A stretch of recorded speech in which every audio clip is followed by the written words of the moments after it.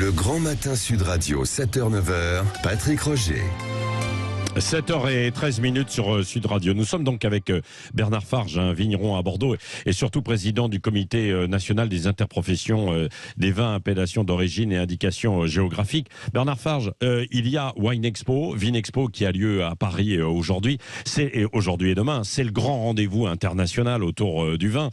Où en est-on dans le secteur viticole français? Parce que il y a quelques semaines, nous avions donné la parole justement à des viticulteurs dans le Bordelais qui étaient désespérés parce que il y a une crise, c'est-à-dire d'un côté il y a les grands vins qui se portent plutôt bien et puis d'autres qui ont un peu plus de difficultés. Le secteur a été perturbé ces dernières années, c'est ça?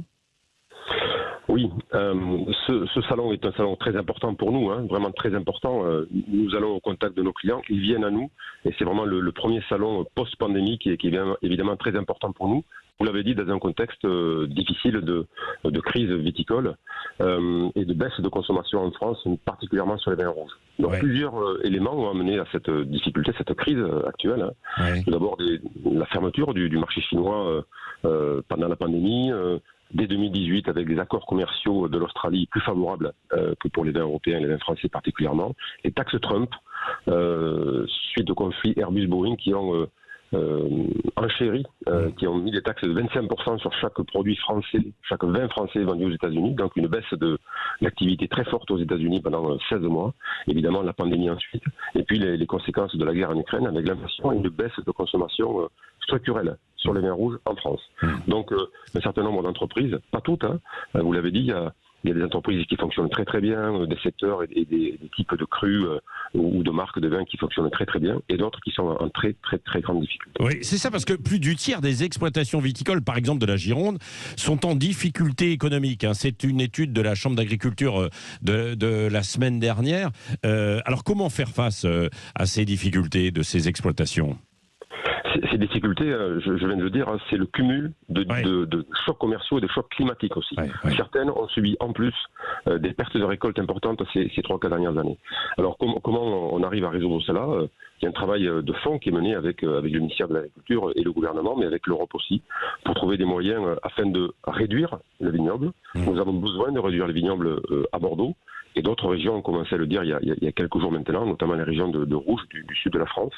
Nous avons besoin de diminuer les stocks aujourd'hui, donc il y a des mesures qui sont travaillées avec le ministère de l'Agriculture. Nous verrons une nouvelle fois le ministre de l'Agriculture une semaine après une rencontre importante rue Barenne. Et évidemment, jusqu'au Salon de l'Agriculture, nous avons un travail important à mener, notamment pour trouver des outils afin de réduire les surfaces et ne plus cumuler de stocks. Oui, c'est ça, il va falloir arracher des vignes là, dans les semaines qui viennent. C'est ça, il va falloir arracher des vignes, mais il faut aussi relancer nos exportations. Nous souhaitons évidemment que le marché chinois puisse redémarrer. C'est un marché important pour nous.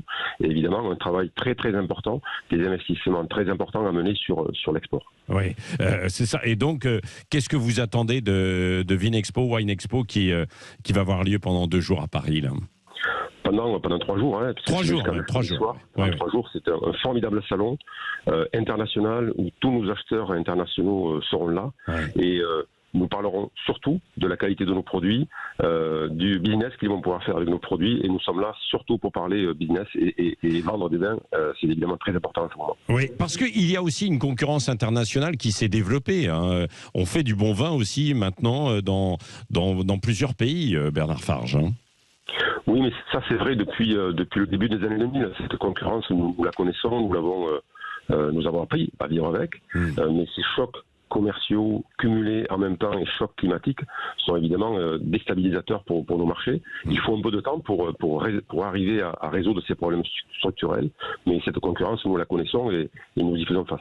Ouais. Et puis sur le marché national, on ne boit plus du vin de la même manière, si je puis dire, Bernard Farge.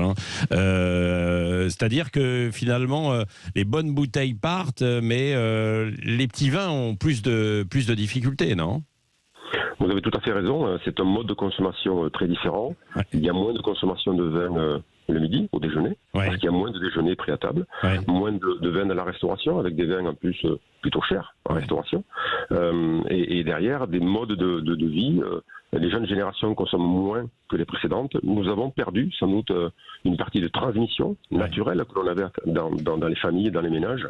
Donc nous devons aller à la reconquête et à la conquête de nouveaux consommateurs, reconquête de consommateurs qui consomment un peu moins et conquête de consommateurs qui ne nous connaissent pas suffisamment. Oui, et boire peut-être moins, mais mieux, quoi, c'est ça, et avec modération. Merci Bernard Farge d'avoir été avec nous, c'était l'occasion donc de faire un point, et on va suivre ça évidemment sur Sud Radio, la radio qui donne la parole en fait aux gens des territoires, et puis puisque nous parlons vin, et nous avons nos 2 émissions chaque week-end avec Alain Marty et Philippe Forbrac notamment, et Invino, le samedi midi et le dimanche midi. Merci d'avoir été avec nous ce matin sur Sud Radio.